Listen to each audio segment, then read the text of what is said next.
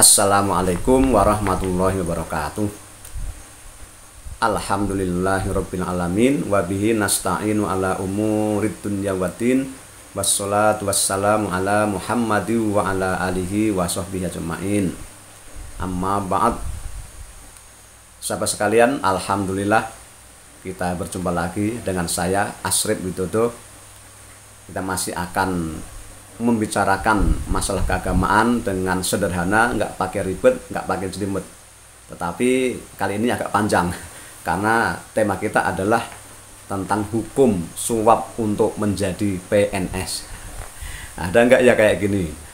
Sahabat sekalian, kita akan membahasnya dari sudut pandang Muhammadiyah. Nah, bagaimana pandangan Majelis Tarjih dan Tajdid Pimpinan Pusat Muhammadiyah? Ini sudah saya siapkan lembaran fatwanya yang dimuat dalam majalah Suara Muhammadiyah nomor 5 tahun 2009. Udah lama ini. Langsung aja kita eksekusi. Nah, kita bahas. Ada 4 pertanyaan yang masuk ke dalam meja redaksi, yaitu yang pertama, bagaimana hukum orang yang memberikan sejumlah uang atau benda lain sebelum pengumuman? Mohon dalilnya. Yang kedua, bagaimana hukum menerima gaji PNS yang cara masuknya ada unsur suap? Yang ketiga, adakah cara untuk bertobat bagi PNS yang sudah terlanjur bekerja dan menerima gaji sedangkan dia masuk dengan cara suap? Dan yang keempat, bolehkah memberikan sejumlah uang atau benda berharga kepada seseorang yang membawa kita untuk masuk CPNS setelah SK turun tanpa ada perjanjian atau pemaksaan sebelumnya? Mohon dalilnya. Ini banyak minta dalil ini. Baik, langsung aja kita eksekusi. Nomor 1 jawabannya. Pada umumnya, orang yang memberikan sejumlah uang atau harta dengan cara tidak resmi dan dengan tujuan supaya berhasil menjadi PNS disebut penyuap. Dan ia berdosa karena melakukan hal yang diharamkan oleh syariat Islam. Dalilnya, Allah berfirman, wala ta'kulu amwalakum bainakum bil batil wa tudallu biha ila hukam li ta'kulu fariqam min amwalin nasi bil ismi wa antum ta'lamun. Nah, ini. Dan janganlah sebagian kamu memakan harta sebagian yang lain di antara kamu dengan jalan yang batil. Dan janganlah kamu membawa urusan harta itu kepada hakim supaya kamu dapat memakan sebagian daripada harta benda orang lain dengan jalan berbuat dosa, padahal kamu mengetahui. Ini surat Al-Baqarah ayat 188. Dari hadis Nabi ada riwayat dari Abdullah bin Amru bahwa Nabi bersabda, la'anallahu rashi wal murtasi. Allah melaknat orang yang menyuap dan orang yang menerima suap. Hadis riwayat Ibnu Hibban.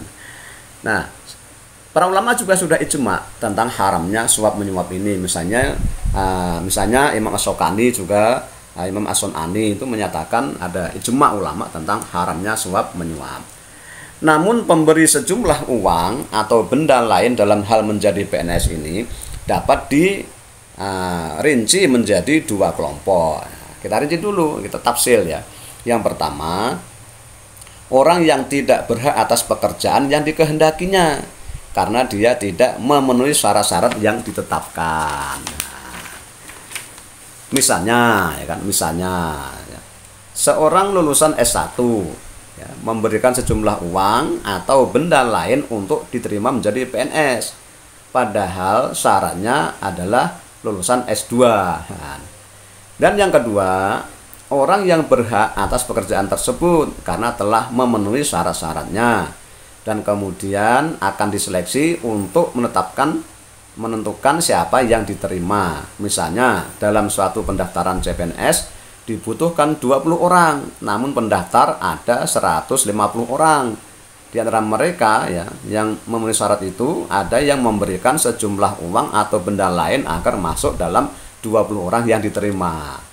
Nah, bagaimana hukumnya? Kelompok pertama jelas melakukan sesuatu yang diharamkan karena melakukan suap atas sesuatu yang bukan haknya, dan ini berarti merampas hak orang lain atau mendolimi hak orang lain. Sementara kelompok kedua yang berhak atas pekerjaan tersebut dapat dirinci lagi menjadi dua bentuk, yaitu bentuk pertama, jika memberikan sejumlah uang atau benda lain itu dilakukan supaya bisa mengalahkan pesaing-pesaingnya sebelum pengumuman penerimaan, maka orang ini telah melakukan sesuatu yang haram, sama dengan kelompok pertama tadi, jadi haram. Yang kedua, bentuk kedua, ya, jika memberikan sejumlah uang atau benda lain itu karena kalau tidak melakukannya dia tidak akan mendapatkan haknya, padahal dia termasuk dalam 20 orang yang diterima, maka orang ini sebenarnya tidak berniat dan tidak suka melakukan itu, tetapi karena ada oknum yang menghalangi haknya menjadi PNS, maka terpaksa dia melakukannya. Menurut sebagian ulama, orang yang melakukan bentuk kedua ini tidak berdosa karena melakukannya dengan terpaksa. Jika tidak melakukan, dia tidak akan mendapatkan haknya. Orang tersebut justru menjadi korban pemerasan oknum-oknum yang tidak bertanggung jawab.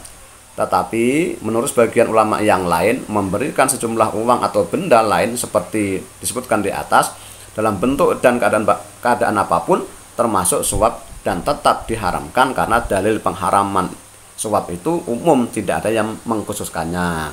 Bisa dilihat kitab Nailul Autor juz 9 halaman 172. Dalam hal ini kami menasihatkan agar suap menyuap itu dijauhi sedapat mungkin karena ia banyak menimbulkan kerusakan pada akhlak masyarakat dan sistem pemerintahan. Begitu jawabannya.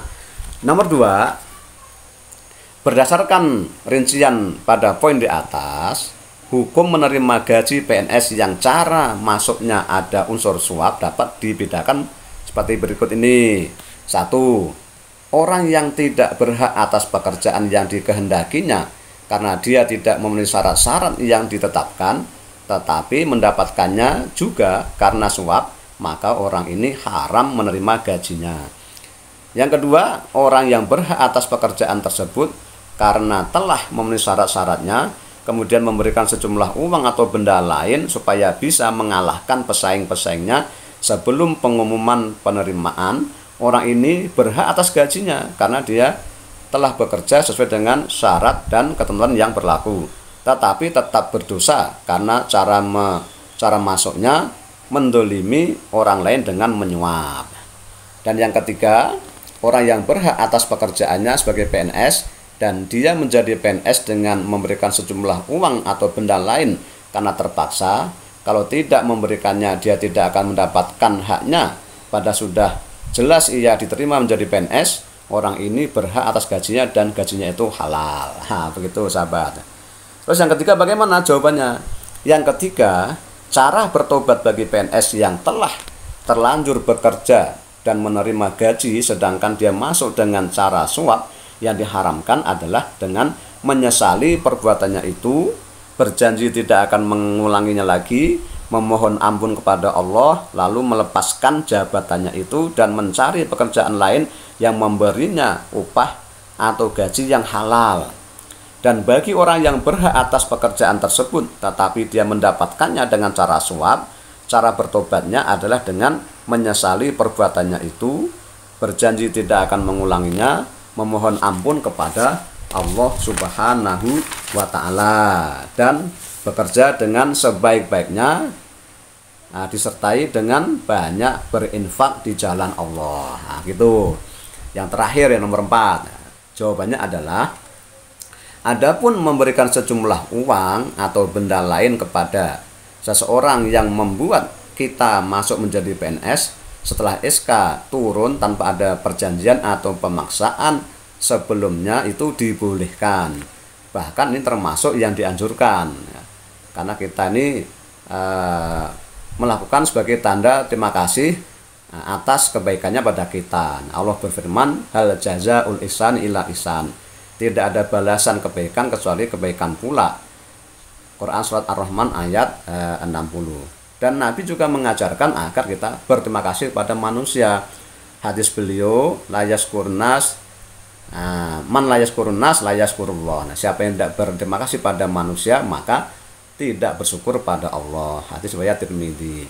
Namun perlu ditekankan di sini bahwa memberi hadiah kepada pejabat atau pegawai yang membuat kita bisa lolos menjadi PNS itu sebaiknya dihindari. Mengapa? Karena di samping termasuk salah satu bentuk tindak pidana korupsi juga dikhawatirkan termasuk dalam larangan Nabi Shallallahu Alaihi Wasallam dalam hadis berikut. Hadisnya agak panjang, bercerita tentang Nabi mengutus orang yang memungut zakat. Ya. Kita baca aja terjemahannya. Diriwayatkan dari Zuhri bahwa dia mendengar Urwah berkata, Abu Humaid As-Sa'idi berkata, Nabi Shallallahu Alaihi Wasallam menjadikan seorang laki-laki dari Bani Asad yang disebut Ibnul Utbiyah sebagai pegawai pemungut zakat. Ketika kembali dan dia berkata, ini untukmu dan ini dihadiahkan kepadaku. Maka Nabi Shallallahu Alaihi Wasallam segera berdiri di atas mimbar dan Sofyan juga berkata, maka beliau segera naik mimbar lalu memuji dan memuja Allah lalu bersabda, bagaimana perilaku pegawai yang kami utus lalu kembali dengan mengatakan ini untukmu dan ini untukku? Tidakkah ia duduk saja di rumah ayah atau ibunya lalu melihat apakah ia diberi hadiah atau tidak? Demi zat yang jiwaku ada di tangannya, pegawai itu tidak mengambil sesuatu yang bukan haknya, melainkan pada hari kiamat akan dikalungkannya di lehernya. Jika yang diambilnya itu onta, maka ia akan mempunyai suara onta. Jika yang diambilnya sapi betina, maka ia akan mempunyai suara sapi betina. Dan jika yang diambilnya itu kambing, maka ia akan mempunyai suara kambing. Kemudian beliau mengangkat kedua tangannya sehingga kami melihat bulu kedua ketiaknya. Sungguh aku telah menyampaikan. Nah, beliau mengucapkannya 3 kali. Hadis riwayat Bukhari. Maksudnya hadis ini mengecam orang yang diutus mengambil zakat lalu kembali dengan membawa hadiah. Ini untukmu ya Rasulullah, ini untukku kan. Nah, kalau dia duduk di rumah apakah ada orang yang ngasih dia bagian? Kan tidak akan ada kan. Maka ini Nabi larang. Sampai sekalian, nah, begitulah ya uraian dari fatwa Majelis Tarjih Muhammadiyah tentang hukum suap agar menjadi PNS dan risiko gajinya. Semoga bermanfaat. Saya hanya membacakan karena sudah ada dokumennya. Nah, terima kasih dan mohon maaf. Sampai jumpa di lain kesempatan. Assalamualaikum warahmatullahi wabarakatuh.